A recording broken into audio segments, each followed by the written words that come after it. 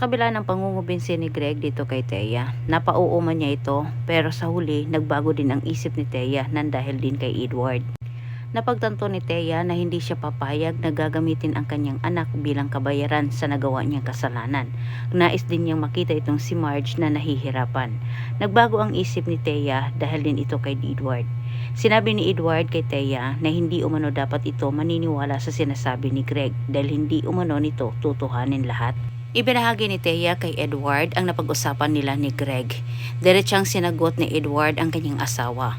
Ayaw umano niyang isugal ang buhay ni Ashley para lang mapagaling umano itong si Jasmine dahil malaki din ang tsansa na biglang magbago ang ihip ng hangin at ang kanilang anak ang magsasakit. Imbis parang nabunutan ng malaking tinik sa nilalamunan itong si Marge nang ibinalita ni Greg sa kanya na nakumbinsi na umano niya itong si Thea.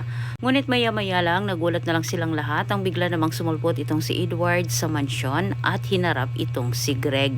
Tinapat niya ito lalo na si Paulo na hindi umano niya ipapahamak ang kanyang anak para lang maligtas itong si Jasmine.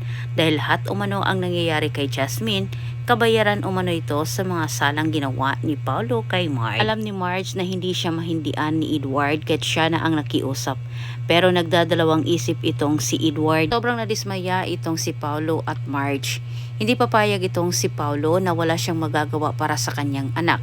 Kahit dahil sa pagkadesperado ni Paulo ay tuluyan na niyang ipagtapat dito kay Marge ang ginawa niyang panunuhol dito sa abogado. Sinusulsula ni Paulo itong si Marge sa dapat nilang gawin.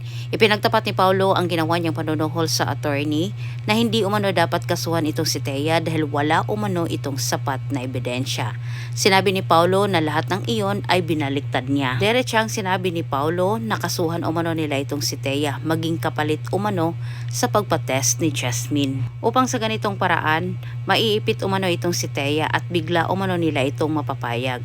Maraming salamat sa panunood at antabayan na ninyo ang susunod kong update. Salamat sa pagtanaw. Ayaw kalimut sa pag-subscribe.